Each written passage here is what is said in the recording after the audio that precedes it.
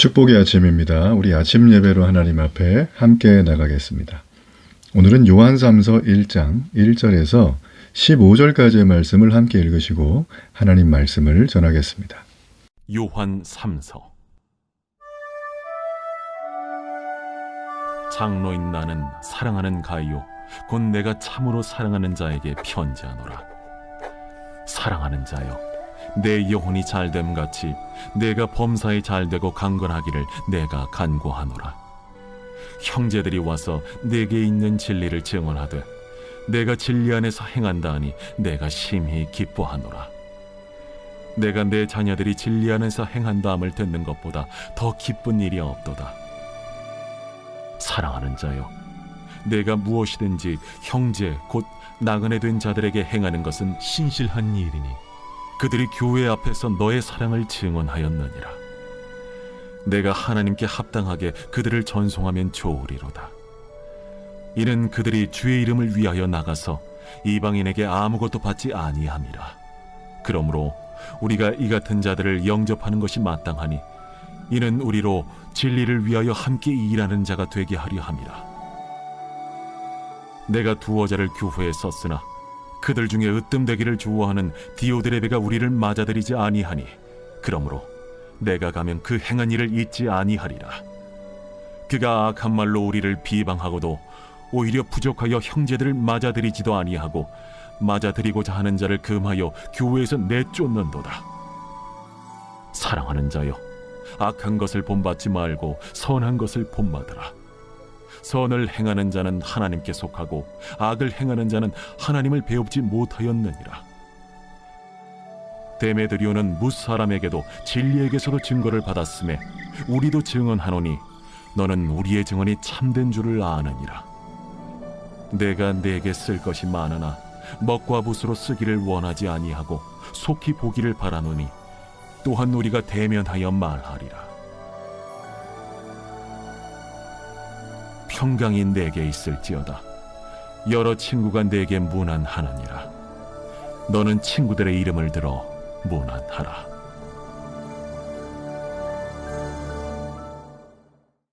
우리가 요한 서신의 마지막 책인 요한 3서를 봅니다.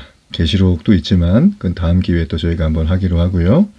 자, 오늘 요한 3서에서 이 한 장밖에 없는 이 책에서 우리가 오늘 요한 사도가 정말 우리에게 전해주고자 하는 메시지는 무엇인가? 우리가 온 마음을 열고 그 메시지를 듣는 시간이 되면 좋겠습니다. 자, 오늘 우리가 읽은 이 말씀의 2절에 보면 너무너무나 유명한 성경 구절이 있죠. 많은 분들이 암송하고 기뻐하는 구절입니다. 사랑하는 자여, 내 영혼이 잘됨 같이 내가 범사에 잘되고 강건하기를 내가 간구하노라 라고 했습니다. 자, 여기 보면 사랑하는 자여, 내 영혼 그랬습니다. 자, 이 사람이 누굴까요? 바로 가이오라는 사람입니다. 오늘 본문에는 두 사람에 대한 얘기가 나옵니다. 바로 여기 나와 있는 2절에 가이오라는 사람, 그리고 디오드레베라는 사람입니다. 자, 이 사람들은 같은 본문에 나오는 사람이지만 심지어는 같은 가정교회 안에서 신앙생활을 했던 사람이지만 극명하게 다른 길을 걸었어요. 자, 이들이 어떤 길을 걸었는가 그 부분을 오늘 말씀을 통해서 살펴보겠습니다. 자, 사도 요한은 지금 가이오에게 편지를 보내는데 사실 그에 대한 정보는 많지 않지만 이 초대교회 지도자였다라는 건 우리가 알 수 있습니다. 한 지역에 흩어져 있는 가정교회를 담당하는 이 담당 목회자라고 할 수 있어요. 요한은 가이오를 향해서 2절의 축복을 합니다. 최고의 축복이죠. 영혼이 잘됨 값이 범사에 잘되고 강건. 이거는 모든 목회자들이 기도할 때 정말 최고의 축복 중에 하나로 여기는 구절 중에 하나입니다. 자, 영과 육의 모든 면에서 하나님의 하늘의 복을 구원한 거죠. 그러니까 하나님이 이렇게 하나님께 우리가 복을 기도하고 하나님께 구하면 하나님은 주십니다. 왜 그러냐면 2절에 나와 있는 이 잘됨, 잘되고는 능동태가 아니라 수동태예요. 그러니까 복을 우리가 구하고 기도하면 하나님께 복을 받는다는 뜻이에요. 자, 사도 요한은 예수님의 제자였죠. 이 제자가 가정교회 지도자에게 헌신하는 그에게 하나님의 복을 빌고 있어요. 저도 진심으로 그렇게 복을 비는 분들이 있습니다. 저희 교회 성도들, 우리 데일리 교회, 그리고 제가 알고 있는 사랑하는 여러 많은 우리 형제 교회들을 위해서 기도하고 있는 거죠. 자, 그러면 가룟가 이렇게 최고의 축복을 받은 이유가 뭔가? 그게 바로 3절이에요. 형제들이 와서 내게 있는 진리를 증언하되 내가 진리 안에서 행한다 라는 겁니다. 요한은 이 얘기를 듣고 너무 기뻤다는 거예요. 그러니까 요한은 진리 안에서 행한다는 것 자체가 하나님 안에 거하며 사랑을 실천했다는 뜻으로 그의 서신에 줄기차게 얘기를 합니다. 그죠? 자, 이렇게 가룟에 대해서 아주 엄청난 축복과 감사 그리고 그에게 잘됨을 선포하고 있습니다. 자, 이와 반대로 디오드레베라는 사람에 대한 부분이 나옵니다. 5절에 보세요. 사랑하는 자여 내가 무엇이든지 형제 곧 나그네 된 자들에게 행하는 것은 신실한 일이니. 자, 이렇게 되어져 있어요. 자, 이 디오드레베는 너무나 악한 자의 모습으로 되어져 있습니다. 자, 보세요. 10절에 내가 가면 그 행한 일을 잊지 아니하리라. 자, 지금 요한이 지금 이 가룟가 목회하는 교회에 왔을 때 네가 행했던 일을 잊지 않겠다는 거예요. 근데 그게 어떤 건가? 축복일까요? 아니죠. 너는 악한 말로 나를 비방해 우리를 비방하고 오히려 부족해서 형제들을 맞아들이지도 않았다. 맞아들이고자 하는 자를 금해서 교회에서 내쫓았다라는 거예요. 참 이걸 볼 때 너무나 가슴 아픈 일이죠. 여러분 제가 어제도 말씀드렸지만 당시에 그 그리스 로마 사회에서 중요한 간섭은 환대입니다. 환대. 아무나 환대하지 않고요. 소수의 기독교인들이 그때 생겼기 때문에 나그네나 순회 전도자들 또 우리 믿음의 형제들이 오면 환대를 해줬어요. 그러니까 환대는 이거는 뭐 옵션이 아니라 반드시 해야 돼요. 왜냐하면 당시에 핍박을 받고 있는 사람들이 많았기 때문이에요. 그러니까 환대는 그들의 안전을 지켜주는 거죠. 창세기 19장에 보면 이 소돔성에 이 천사가 방문했을 때 이 롯이 그 천사를 자기 집으로 영접합니다. 이유는 간단하죠. 소돔 백성이 두 천사를 해치려고 했기 때문이에요. 여러분 그러므로 환대는 해도 되고 안 해도 되고 아니라 당시에는 정말 생명과 직결되는 안전의 문제였다는 겁니다. 자, 그리고 안전뿐만 아니라 먹을 것을 제공합니다. 여기까지는 할 수 있는데 사용할 물건을 제공해 주는 거예요. 여기서 상을 차려주고 자리 넘치도록 포도주를 채워주는 얘기를 말하죠. 그러니까 이 얘기는 아주 넘칠 만큼 풍족하게 환대를 해줬다라는 겁니다. 그래서 순회 전도자들은 8절에 보면 이렇게 환대받는 게 마땅했어요. 그들은 아무것도 받지 않고 오로지 복음을 전하기 위해 특별히 이방인들에게 순회하며 복음을 전하기 위해서 너무나 중요한 일들을 하는 사람이었기 때문이죠. 자, 그래서 당시에는 이제 예수님의 제자들이면 뭐 다 알아볼 수 있지만 그 제자들의 제자들이 있죠. 그러면 이제 이 추천서 같은 걸 들고 다녀요. 전도자들은. 그러면서 사도 요한의 추천서를 가지고 어떤 순회 전도자가 가룟가 목회자로 있는 교회에 갔는데 자, 거기에서 그를 아주 내쫓습니다. 접대도 안 하고 천대하고 환대는커녕 욕하고 보내는 거죠.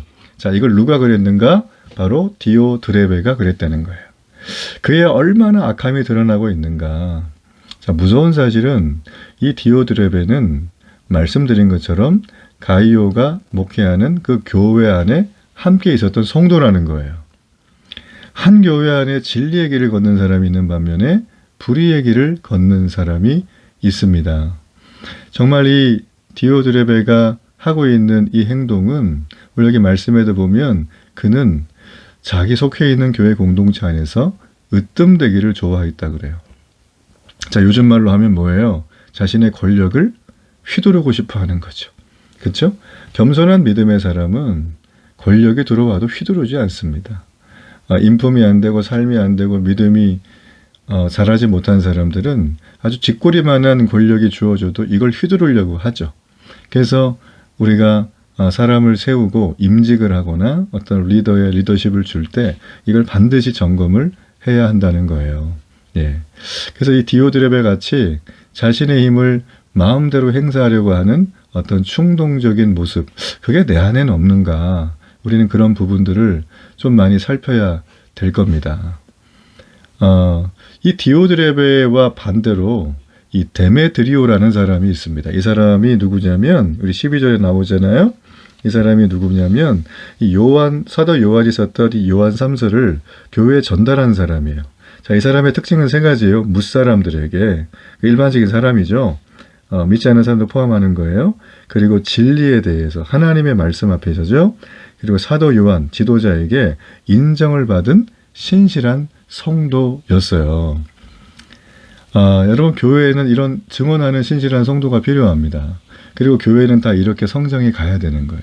우리의 골은 내가 이 땅에서 잘 되고 평안하고 하는 것도 물론 필요하지만 그 골보다 더 앞선 게 필요해요. 그게 뭐냐면 교회 공동체 안에서 서로의 증거가 될 만한 신실한 성도로 세워지는 거예요. 내가 섬기고 있는 데일리 교회 안에 어떤 특징의 사람들이 리더가 되어져 있는가, 앞으로 될 것인가, 저도 그걸 늘 주목하고 또 여러분 스스로도 그런 부분들을 보는 것이 매우 현명하고 합당한 믿음의 일이라고 생각합니다. 여러분 그러므로 교회 안에 뭔가 할 때마다 회의를 많이 하면 그 교회는 정치적이 돼요. 이거 합시다 저거 합시다. 이게 어떤 기쁨과 감사함으로 하나님의 은혜의 결을 따라 성령 충만해서 하면 되는데 이게 여러분 그렇지 않게 되면 불의의 길을 걷는 거예요. 한 교회 안에 있지만. 그러면 그런 사람들은 진리 안의 길을 걸어가는 사람들을 늘 브레이크를 거는 사람이 됩니다. 이 사람이 들어가면 공동체가 어려워지죠. 여러분 그러므로 우리의 성품, 우리의 하는 말, 우리의 행동들 있죠. 그런 것들을 여러분 유의할 필요가 있어요. 뭐 가식적으로 하는 소리는 안 하고요. 아니고요. 내가 좀 툭툭 나오는 것들 있잖아요. 내가 뭔가를 막 이렇게 별로 뇌를 거치지 않고 막 그냥 의식의 흐름에 따라 하는 것들 있죠. 자, 이런 것들은 내 성향이지 뭐 평생 그랬는데 이렇게 넘기지 마세요. 우리 공동체 안에는 이렇게 이 더메드리오도 있고 또 디오드레베도 있고 가이오도 있습니다. 가이오. 이 세 종류의 사람뿐만 아니라 더 많이 있겠죠. 여러분 그러므로 우리는 내가 구원받는 게 목적처럼 보이지만 하나님의 편에서 봐야 합니다. 하나님의 편에서는 우리의 구원이 굉장히 중요하긴 하지만 그 구원을 통하여 아직도 하나님의 백성이 이 땅에 너무나 많이 흩어져 있기 때문에 그들을 모으는 어머니의 품이 필요했어요. 아버지의 사랑의 팔이 필요했어요. 그게 바로 교회 공동체예요. 여러분 그러므로 교회 공동체 안에는 다양한 사람들이 있다는 거. 그렇죠? 그리고 그들이 교회 공동체 안에 교회를 세워내는 방향으로 우리의 성품이, 우리의 인격이, 우리의 신앙이, 우리의 은사가, 교회 모든 문화와 체질과 정서가 그렇게 빌드업이 되어가야 합니다. 그 일을 위해서 저를 세운 거고 여러분을 함께하게 하는 거고 그 일들을 놓고 우리가 권위적이진 않지만 성령의 권위를 따라 말씀의 권위를 따라 순종해 나가는 것이 참된 교회의 모습이다라는 것입니다.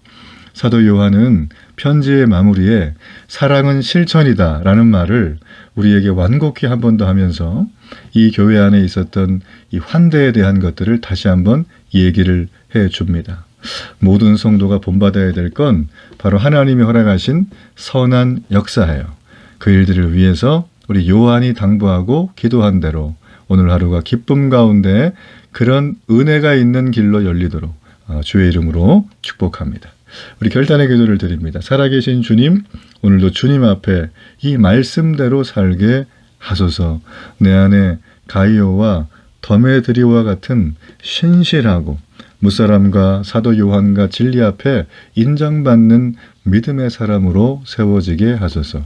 예수님의 이름으로 기도합니다. 아멘.